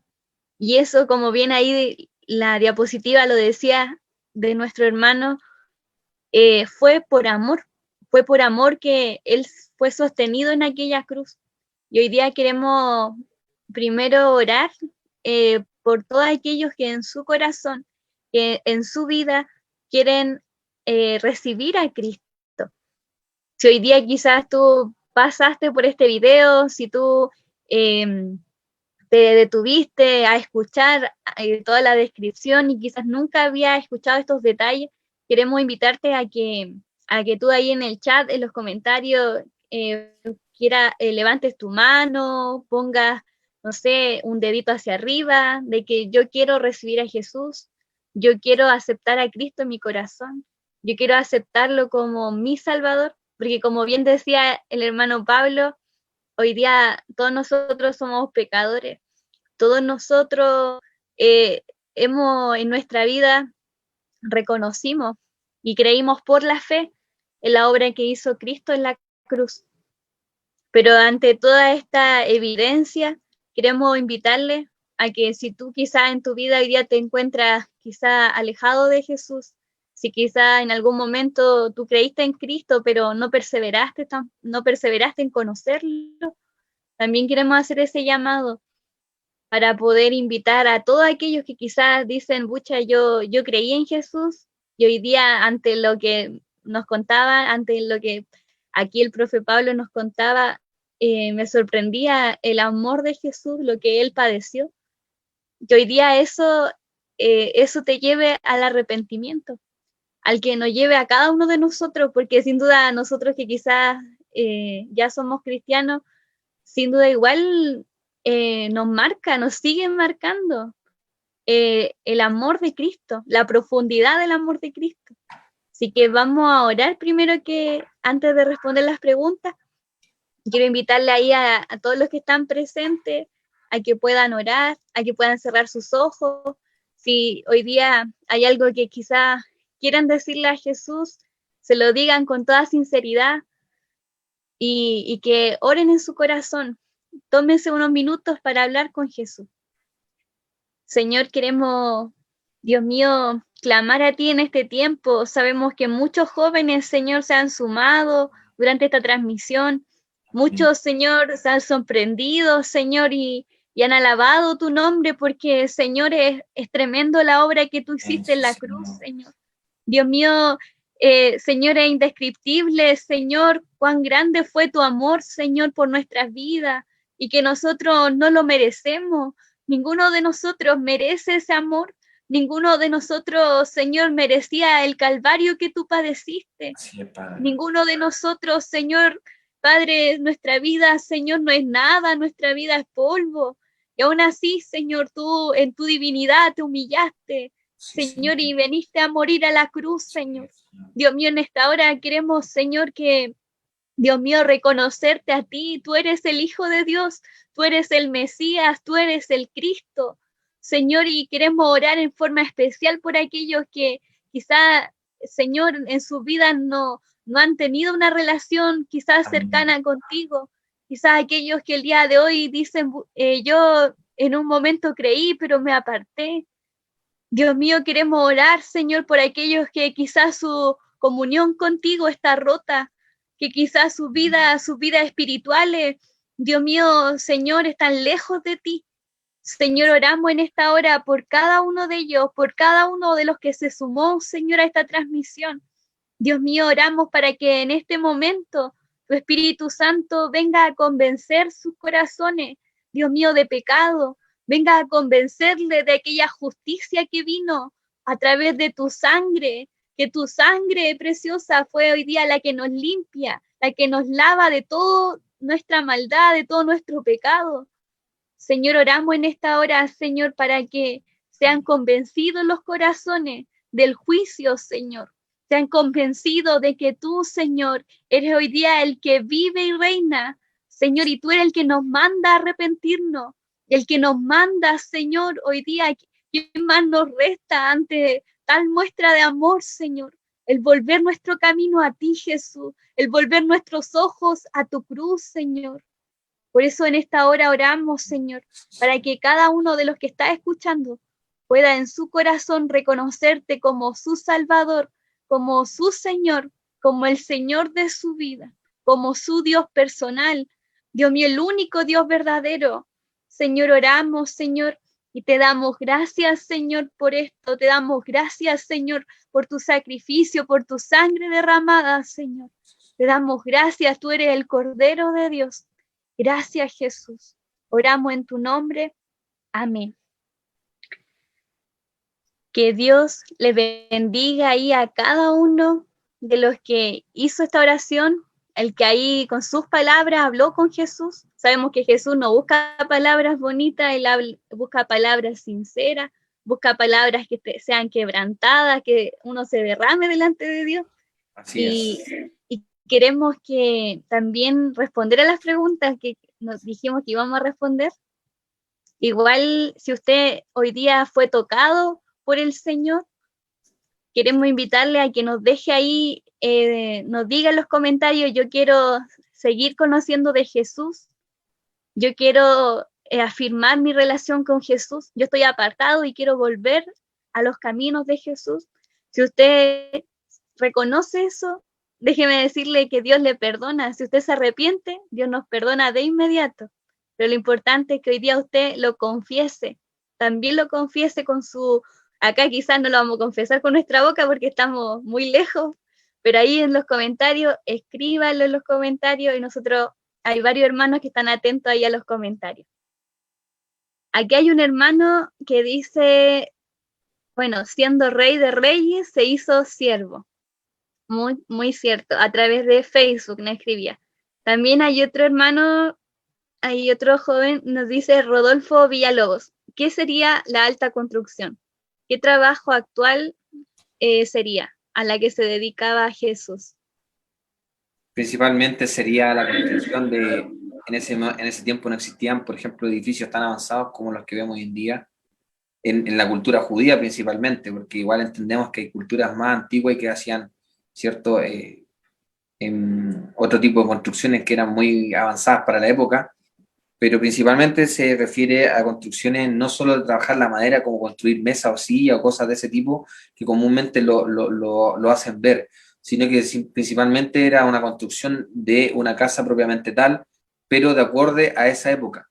Porque actualmente, cuando hablamos de alta construcción, podríamos hablar, por ejemplo, de el Costanera Center, pero obviamente esa tecnología es incomparable a la que podían tener en ese momento, sino que no solo se dedicaba a la carpintería básica, como decía, de construcción o silla u otro tipo de implementos de ese tipo, sino que era una alta construcción en el fondo, a construcción de cosas más, las cosas más avanzadas para esa época, como era la construcción principalmente de casas. Probablemente no participó en la construcción del templo, obviamente, pero sí cierto que era un edificio más avanzado, podríamos decirlo, edificio entre comillas, pero sí participaba en ese tipo de construcción. No sé si logro responder la pregunta del hermano o de la persona que está haciéndolo, ¿cierto? Pero va enfocado a eso principalmente. Que no nos quedemos con el simple carpintero que construía a lo mejor sillas, mesas u otro tipo de implemento parecido. Gracias, hermano, ahí por contestar. Otra pregunta que nos hacían por acá. Ítalo dice, ¿y qué hay ahí del tendón que es junto con el hombro? ¿Cómo se llama? Claro, ahí hay varios tendones en realidad, alrededor del hombro. Está el manguito de los rotadores, que está compuesto por 4 tendones, ¿cierto? Supraespinoso, infraespinoso, el subescapular y el rondo menor. Y por anterior, principalmente, iría también asociado el bíceps braquial, que bíceps por 2 cabezas, ¿cierto? En la cabeza larga también va asociada al hombro y la cabeza corta un poquito más inferior. Pero podríamos indicar que todos esos músculos que acabo de nombrar son los que permiten principalmente la sujeción de la cabeza del húmero hacia una cavidad que se llama glenoidea, que está en el hueso escápula, que es como comúnmente nosotros lo llamamos como la paleta o el omóplato, en el lenguaje coloquial. Pero en el lenguaje anatómico se llama escápula, que es el hueso plano, ¿cierto?, que tenemos en la espalda. Entonces, como la cavidad glenoidea es como un espacio y la cabeza llega ahí. Entonces los músculos, los tendones van pasando alrededor y son principalmente esos músculos que mencionaba. Entonces esos músculos permiten, la palabra técnica es como coaptar, en el fondo sujetar a la cabeza del húmero en ese lugar, y cuando es luxado quiere decir que esos músculos en el fondo no tuvieron la fuerza suficiente para retenerlo y pasó el límite y ahí, bueno, obviamente también hay una cápsula articular, otras cosas involucradas, y conlleva que el hueso se salga del lugar. Muchas gracias. Ruth también decía un comentario: shock hipovolémico, paro cardíaco y paro respiratorio, con una carita Claro, así de de tristeza, claro. Sí, pues eso fue prácticamente lo que conllevó y está asociado también con la inmensa respiración o el inmenso esfuerzo que tenía que hacer en cada una de las respiraciones, y que yo decía que en periodo de reposo nosotros hacemos máxima 12, 16, y él estaba haciendo entre 30 y 40 por el hecho del déficit de oxígeno que estaba teniendo por la pérdida de sangre, entre otras cosas. Entonces era un esfuerzo respiratorio muy grande y eso es lo que lleva a gastar mucha energía y después obviamente deprimir y llevar a un paro respiratorio, cardíaco y todo en el fondo en conjunto. Mm. Es algo muy potente. Sí, varios comentarios igual decía Javiera, Jesús es alguien sorprendente y tan misericordioso, amoroso, es simplemente Jesús. Exactamente. Por ahí leí Eh, también un hermano que dijo, ¿por qué no estaba José, su padre, cierto, y su hermano? Bueno, los discípulos y todo su alrededor estaba altamente temeroso de lo que estaba pasando. De hecho, entendemos que Pedro lo niega 3 veces. O sea, sabían lo que les podía pasar si ellos reconocían a Jesús como su Salvador. A esa altura se conoce o se sabe que José probablemente puede que haya fallecido antes, el padre. Entonces, por eso no estuvo presente. Y bueno, se sabe que estaba su madre, ¿cierto? Y Juan a los pies de la cruz. De ahí nace el dicho, ¿cierto? Que dice, ahí está tu madre, en el fondo hazte cargo tú ahora de mi madre porque yo no voy a estar. Que es el mensaje real que le quiere dar a Juan. No es que en el fondo es la madre todo, ¿cierto? Y la llevamos a que la empezamos a vanagloriar, sino que en el fondo le está diciendo que se haga cargo de su madre. Entonces, ellos fueron fieles, ¿cierto? A lo que Jesús estaba padeciendo, pero el resto estaba con mucho temor. Y después de eso vino más persecución. Entonces, eso conllevó a que no estuvieran todos ahí en el momento de su crucifixión. sí, es muy Un cierto. tiempo muy crudo. Sí, y que muchos estaban sorprendidos porque no les encajaba que el Cristo padeciera. Eso Exactamente. era como algo que rompía su estructura muy, muy, muy fuerte. Por eso Ellos no creían esperaban a las como palabras. claro, ellos esperaban como un salvador, pero como que viniera con un ejército, algo así, y derrocar a los romanos y en el fondo Israel estuviera en supremacía sobre todas las naciones. Esperaban algo así, pues. Pero resulta que la primera venida de Cristo es un Cristo sufriente porque Él tuvo que pagar por nuestros pecados. Toda la ira de Dios, miren, otro detalle importante, toda la ira de Dios cayó en ese momento en Jesús. Por eso cuando Jesús te dice, Padre, Padre, ¿por qué me has abandonado, desamparado? Porque en ese momento Dios lo vio tan lleno de pecado a Jesús, que no era pecado de él, que él voltea y le da la espalda a su hijo, porque no, Dios es santo, Dios no puede ver al pecado. Y ahí Jesús se siente abandonado por su propio Padre, pero era porque estaba cargando todo el pecado de todos nosotros, de los que fueron, de los que estaban y de los que veníamos. Imagínense Exacto. sentir eso, el rechazo de un padre. Exacto. Ahí se efectuó que Dios es justo. Y ahí Claro, su ira, como dice, fue desatada sobre Jesús. Ahí otro comentario, Cintia también decía muchas gracias por todo lo compartido, fue de mucha bendición. Acá también, Javiera, qué hermosa palabra, aún sin merecerlo, Jesús murió para darnos vida eterna, no hay más grande amor que este. Ahí varios escribían también cuando estábamos. Ahí dice Sabrina, a mí me tocó esta palabra, realmente por amor uno siente más fuerza en situaciones menos difíciles. ¿Cuánto nos amará el Señor para llegar a morir y padecer así por nosotros? Gracias por esta clase. amén. Ítalo dice, muchas gracias profesor, esto fue de mucha bendición para mí, tanto por lo bíblico como por la enseñanza en general del cuerpo humano. Muchas gracias y que el Señor Jesús esté con usted y su familia.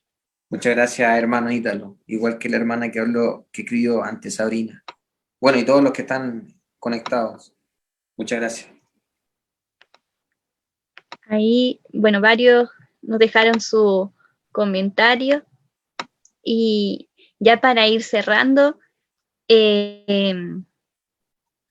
le bendecimos ahí a cada uno de los que se quedó hasta el final escuchando y este video también va a quedar guardadito para que lo compartan con algún compañero, quizás si hay algún compañero ateo, si hay algún compañero que quizás se cuestiona mucho la existencia de Jesús o lo que sucedió en la cruz, también le invitamos para que comparta este video, va a quedar grabado ahí, Así que compártalo, difúndalo en su muro, en su historia, para que más personas sean bendecidas por lo que hoy día se compartió. Y Hermana, ahí ¿puedo dar dejo a mi hermano. el último dato? Disculpe que la interrumpa. Si tienen alguna persona atea, mándenla a conversar conmigo. Yo sé lo que están pensando, porque yo estuve en esa vereda, así que me he ido contestando muchas respuestas de preguntas que tuve mucho tiempo. Y creo que el Señor me ha usado con esas personas eh, muchas veces para poder mostrarle el amor que Cristo tiene por ellos también. Amén. Sí, es verdad. Así que si hay Me algún encantan ateo que esas esté conversaciones. escuchando, Sí, me encantan esas escriban ahí conversaciones. también, porque podemos compartirle el número acá del profe para que le responda a sus preguntas. Así que ahí no sé si hermano tiene algunas últimas palabras para ya despedirnos. Estoy escribiéndola acá en el chat, que me estaban poniendo. Igualmente todos ustedes. Sí, no, muy agradecido de la atención. Esto no se trata de nosotros, se trata de él. De hecho, ese es uno de los textos que tengo escrito en mi mismo Instagram. Digo, no se trata de mí, se trata ni de Estefanía, ni de los que estamos, ¿cierto? Participando ahora, sino que se trata de él. Él es el centro, él es el centro de nuestras vidas, él es el centro del universo, y eso es lo que nosotros tenemos que tener muy claro. Muchas veces uno, lo vuelvo a reiterar, uno se hace la pregunta, ¿por qué soy salvo? ¿Se han hecho esa pregunta alguna vez? ¿Por qué soy salvo? ¿Por qué soy salvo? Entonces, muchos decimos, no, para no irnos al infierno, ¿cierto? Otros dicen otra cosa, y la palabra dice que somos salvos para la alabanza de su gloria. Para eso somos salvos, para alabarlo a él. Entonces, ese es el mensaje. Ese es el mensaje. Siempre a él lo tenemos que llevar a todas partes. Que cada acto, hecho que tú hagas en tu vida se refleje a Cristo en ti. Que tú, como dijo Juan el Bautista, es necesario que yo mengüe para que él crezca.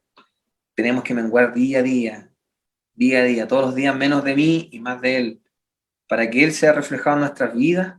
Y eso es lo que, y vean lo que una vez mi pastor me dijo en mi iglesia, mi congregación, que sea la interrogante irresistible, que vean algo en ti que los demás no tienen. Y ese algo en ti no eres tú, es Cristo en ti.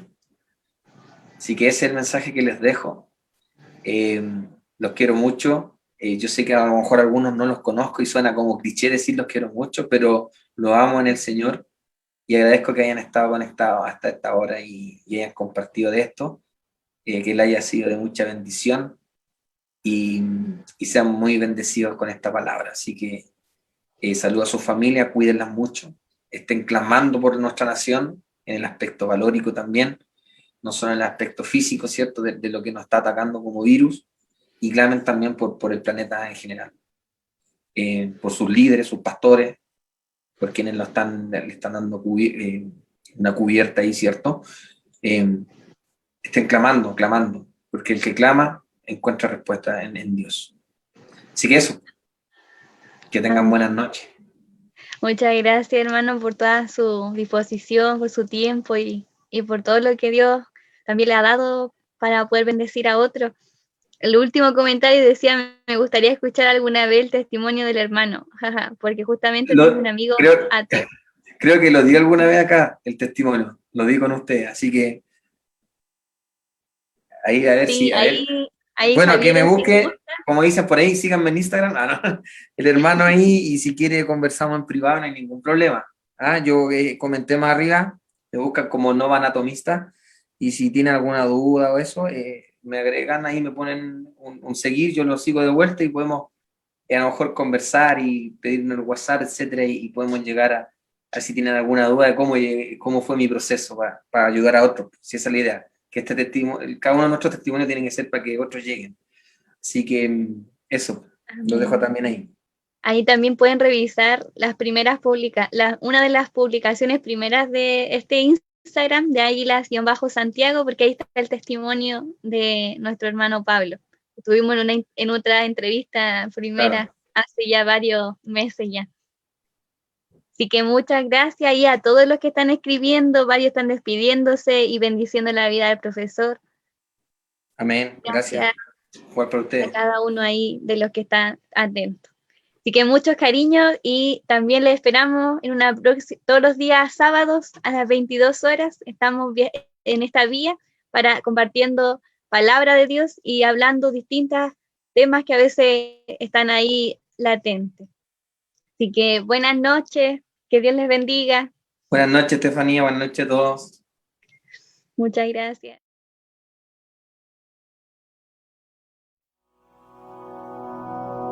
Señor mi Dios,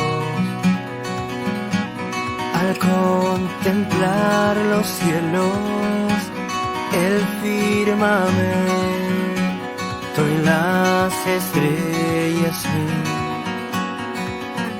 al oír tu voz, en los potentes truenos y ver brillar el sol en su cenit.